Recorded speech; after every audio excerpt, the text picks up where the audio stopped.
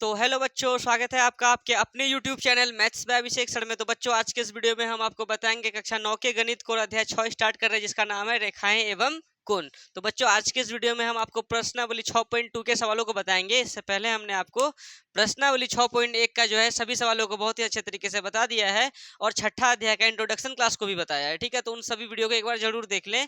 उसके बाद चलिए अब प्रश्न 1 को समझते हैं, प्रश्नावली 6.2 का। ठीक है, तो इस पे क्या है बच्चों की, सबसे पहले हम आपको प्रश्नावली 6.2 का भी बेसिक बताए हैं ना, तो वो वीडियो भी एक बार जरूर देख लें। प्लेलिस्ट बना दी, आपको खोजना नहीं पड़ेगा, बस प्लेलिस्ट पे जाना है, एक तरफ से देखना है वीडियो को। ठीक है, एक बार फिर से थोड़ा सा रिकैप कर देते हैं जो कल का बेसिक चला था। क्या था कल डे?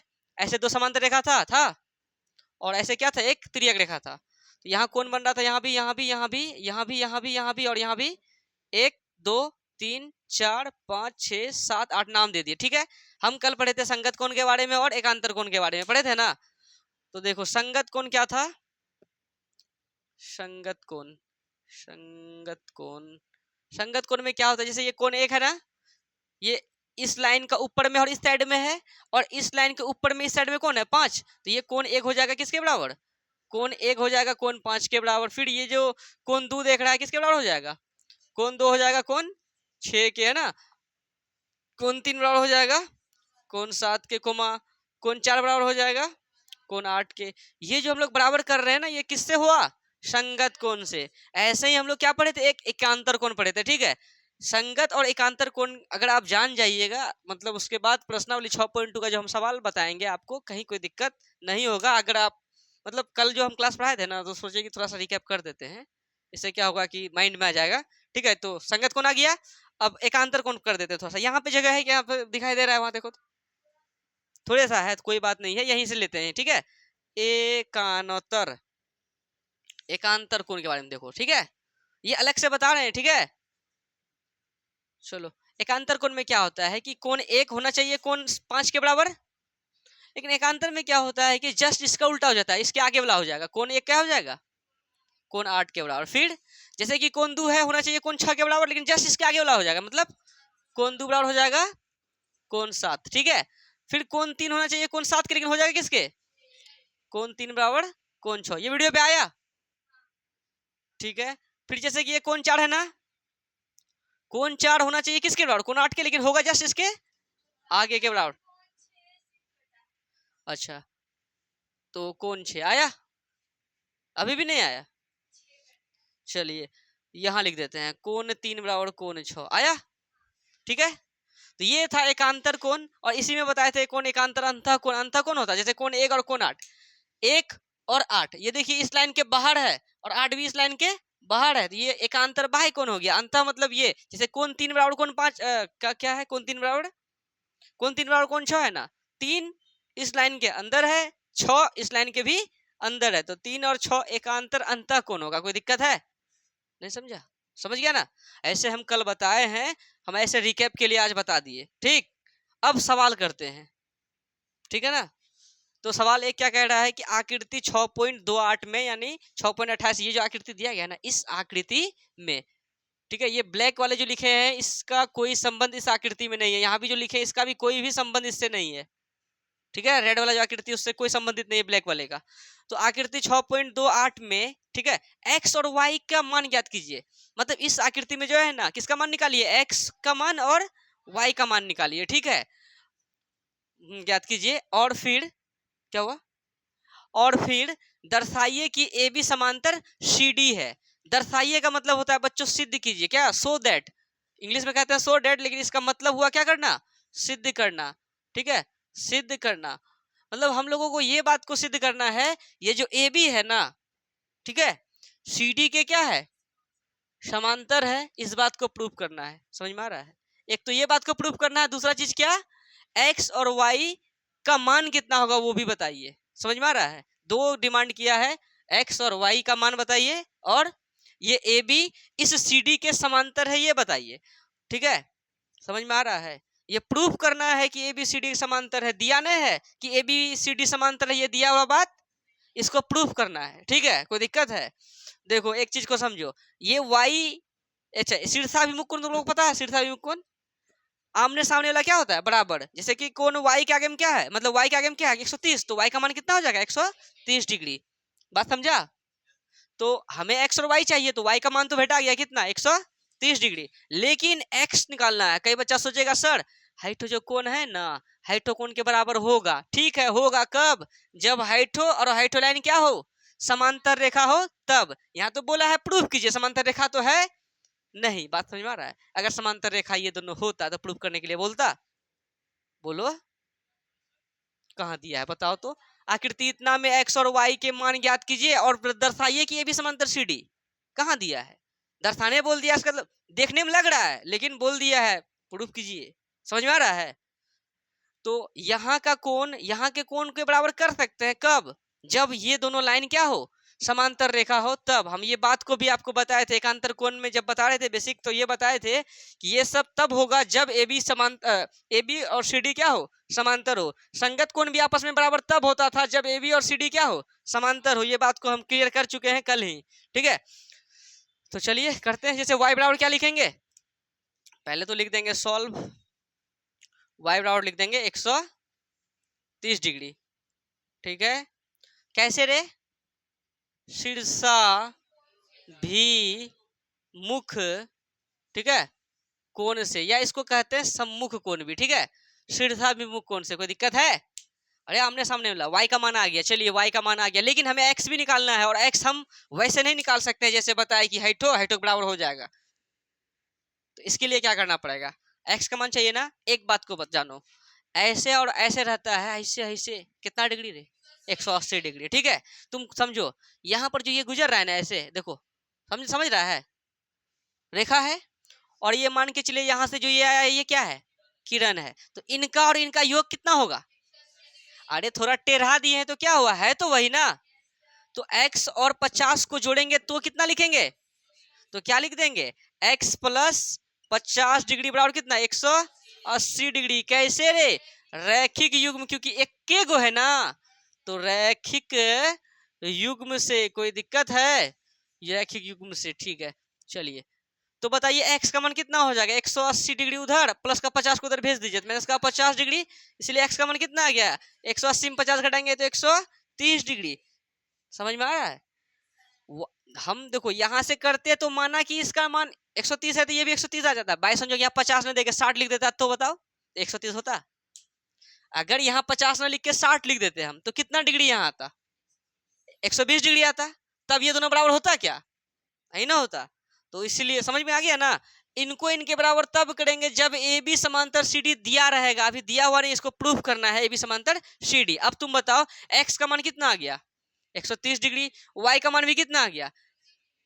तो हम लोग अतः में लिखेंगे क्या कि x और y का मान 130 डिग्री है और दोनों एकांतर कोण भी है, इसलिए ना ए बी समांतर क्या हो जाएगा सी डी। समझ में आ रहा है। यहाँ क्या लिखेंगे, यहाँ x और y का मान 130 डिग्री है, तो इसका मतलब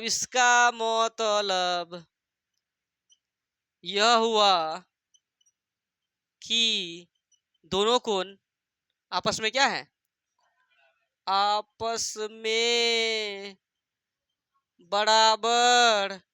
इसका मतलब यह हुआ कि दोनों कोण, अच्छा यहाँ कोण लिखना था, को का नो कोण आपस में बराबर हैं। तथा तथा क्या है, एकांतर, मतलब एकांतरण कहलाता है वो रे, एकांतर कोण भी है ना। इसीलिए ना, इसीलिए ये जो ए बी है ना, इस सी डी के क्या होगा, समांतर होगा। इसीलिए ए बी समांतर सी डी है। जो लिखे ना इतना बड़का जो खींचे लकीर दूठो, इसी को कहते हैं समांतर, ठीक है। और इस बात को प्रूफ करना था, ये प्रूफ हो गया। तो क्या लिख देंगे, PROVED, प्रूफ। कोई दिक्कत है, देखो इसमें कोई फार्मूला हम लगाएंगे नहीं अलग से, समझ में आ रहा है ना। इसमें सिर्फ दिमाग लगाना है, और वो दिमाग लगेगा बेसिक को पढ़ के, ठीक है ना। तो फटाफट इनको उतारें। अब जो है 6.2 का सेकंड नंबर के सवाल को करते हैं। और ये सवाल जो है ना पूछा है फाइनल एग्जाम में, ठीक है। ये आपके एग्जाम में पूछा जा चुका है, हो सकता है कि इस बार के 9th क्लास का जो एग्जाम होने वाला है उसमें पूछे। तो फटाफट इनको उतारे। अगर कहीं डाउट हो तो वीडियो को थोड़ा सा पीछे करें, फिर से वीडियो को देखें, आपका डाउट हो जाएगा खत्म। चलिए अब नेक्स्ट सवाल को करते हैं।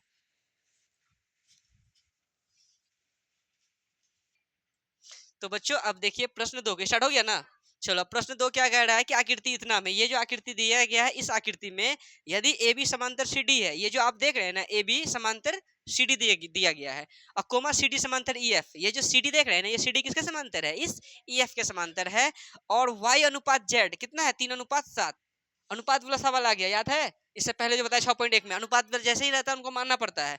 और क्या निकालिए x का मान याद करें, यहाँ देखिए यहाँ पे x दिया यहाँ y दिया है और तभी हम लोग क्या किए थे अनुपात में दिया था, तो जैसे कि y है ना z है ना, अब y को 3x z को 3x मानेगा नहीं है ना, यहाँ x y पहले से है, ऐसा करते हैं थोड़ा सा चेंज करते हैं, x y है तो कुछ भी तुम मान लो एबीसीडी में कुछ भी ले सकता है, जैसे x y को छोड़ के कुछ भी ले लो, जैसे रवि का नाम रवि से है r ले लेंगे, ठीक है, रबिया के नाम से बनाते हैं हिसाब को। तो क्या करेंगे, माना कि रबिया बराबर नहीं रबिया ने वाई बराबर कितना रे 3 रवि 3 आर, ठीक है, और जेड बराबर कितना 7 आर, ठीक है, कोई दिक्कत, R P S T U V W X Y Z कुछ भी, मंजीत उंजीत कुछ भी लिख सकता है, ठीक है। तो माना कि वाई बराबर 3 आर, 3 आर, आर अच्छा लग रहा है नहीं लग रहा है सुनने में, रवि का तुम इथी कर रहा है, चलो आर ही रहेगा। तो y बराबर 3 आर, जेड बराबर 7 आर, तो y की जगह पे क्या लिख सकते हैं 3 आर, और जेड की जगह में क्या लिख सकते हैं, ओ सॉरी y का मान 3 आर, ठीक है, जेड की जगह में 7 आर। देखो मान कुछ भी सकते हैं, हिसाब बनाना है ना, सटीक काम करना है बस। चलो अब देखो तो ए बी समांतर क्या दिया है, ए बी समांतर सी डी दिया है, ठीक है, कोमा और कुछ दिया है, सी डी समांतर ई एफ, सी डी समांतर क्या है ई एफ के। अच्छा एक चीज को समझो, ए बी समांतर सी डी है और सी डी समांतर ई एफ है, यानी सी डी समांतर यहू है, सी डी समांतर यहू है, इसका मतलब ए बी समांतर ई एफ भी होगा, यानी देखो ये इसके समांतर और ये इसके समांतर है, सी डी समांतर, समझ रहा है ना, तो क्या हो जाएगा ये ए बी जो है ना इस ई एफ के भी समांतर हो जाएगा, समझ में आ रहा है। और कल हम एक चीज बताए थे, जैसे ये था ये समांतर रेखा ये त्रियक रेखा है ना, और त्रियक रेखा के एक तरफ बनने वाले या एक तरफ बनने वाले कोणों का योगफल कितना डिग्री होता है 180 डिग्री होता है। त्रियक रेखा के एक तरफ बनने वाले कोणों का योगफल 180 डिग्री, जिसको क्या कहते थे सह आंतरिक कोण, याद है सह आंतरिक कोण इसको कहते हैं। त्रियक रेखा के एक के तरफ बनने वाले कोणों का योगफल 180 डिग्री सह आंतरिक कोण से उनका काम पड़ने वाला है अभी। तो देखो और एकांतर कोण का भी काम पड़ेगा, यदि ए बी समांतर सी डी है और सी डी समांतर ई एफ है तो बताओ ये ए बी किसका समांतर हो जाएगा, ए बी समांतर हो जाएगा इस ई एफ के। अब समझो यदि ये ए बी ई एफ के समांतर है, यदि ये ए बी ई एफ के क्या है समांतर है, तो देखो मान के चलो कि ये डायग्राम ये बीच में नहीं है, क्या है ए बी समांतर क्या है रे ई एफ है, तो ये साइड वाला आपस में क्या होगा बराबर होगा किससे, एकांतर अंतःकोण से, नहीं समझा। देखो ए बी समांतर क्या है, देखो ए बी मान के चलिए ये बना दिए, ठीक है, ये है ए बी और ये क्या है सी डी, ए बी समांतर क्या है सी डी है, सी डी नहीं ई एफ है ना, ई एफ है, ठीक है, जो कोण यहाँ बनेगा वो कोण किसके बराबर होगा इसके बराबर, बात समझ में आ रहा है, किससे एकांतर अंतःकोण से।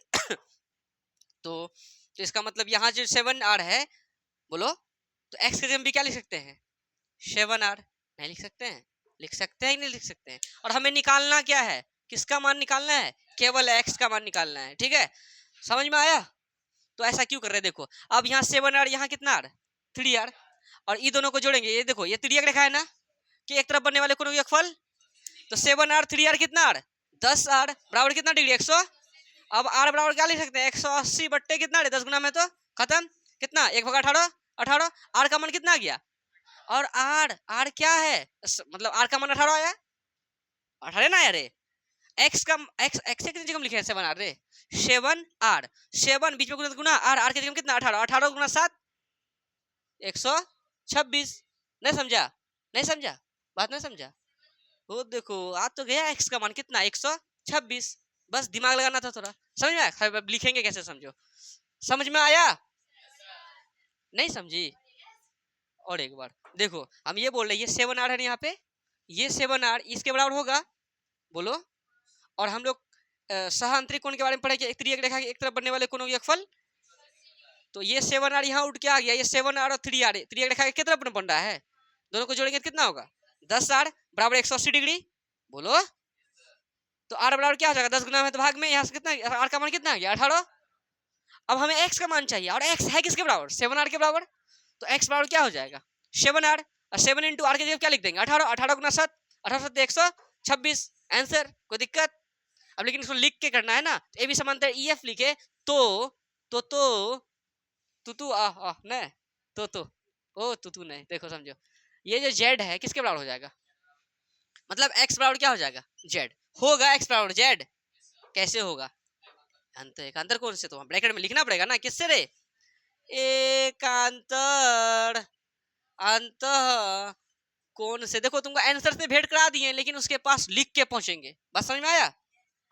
तो x से हम क्या लिखेंगे 7r बराबर z के जगह हम क्या लिखेंगे, ओह रुको रुको रुको, x बराबर क्या लिख देंगे z के जगह क्या लिख देंगे डायरेक्ट क्या 7r। कोई दिक्कत है, वीडियो पे आ रहा है ना सॉलिड। चलो ये हो गया।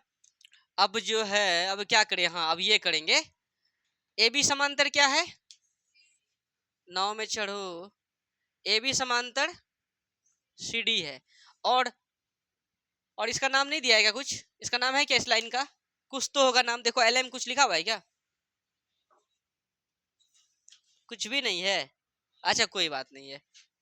तो ए बी समांतर सी डी दिया गया है, ए बी समांतर क्या है सी डी, और ये किसका काम कर रहा है तिर्यक रेखा का, तो इनका योग कितना होगा, यानी x प्लस वाई बराबर क्या लिखेंगे 180 डिग्री, और x के जब क्या लिख सकते हैं 7r प्लस वाई बराबर कितना 180 डिग्री। अच्छा रुको, हाँ x के जब कितना 7r प्लस वाई के जब क्या लिखेंगे, हाँ y का मान कितना है 3r, यही ना माने हैं, y के जब क्या लिखेंगे 3r बराबर कितना 180 डिग्री, और 7r 3r कितना 10r बराबर कितना 180 डिग्री, r बराबर क्या लिखेंगे 180 बट्टे 10, 0 0 खत्म, इसीलिए r का मान कितना आ गया 18 डिग्री। अच्छा ये यहाँ तक आया, देखो तो वीडियो पे आया, चलो ठीक है, कटना नहीं चाहिए, ये 10 कटा है, r बराबर 180 बट्टे 10 आया 18 डिग्री, मतलब 18 डिग्री बचेगा, ये 180 है। अब समझिए बात को, x बराबर क्या है यहाँ 7r है, तो x बराबर क्या लिखेंगे 7r, यानी x बराबर दिया है माना कि z, लेकिन वो z किसके बराबर है 7r के, क्योंकि किससे एकांतर अंतर कोण से, तो x बराबर डायरेक्ट ही लिख दें, चलो पहले लिखते हैं x बराबर z, ठीक है, किससे रे एकांतर कोण से, या एकांतर कोण केवल लिख दें चलेगा, कोई दिक्कत नहीं है, और x बराबर क्या लिख देंगे z के जगह क्या लिखेंगे 7r, क्योंकि यहाँ देखो z है ना, ये z को क्या माने हैं 7r, यहाँ देख लो ना z को 7r माने हैं, तो x बराबर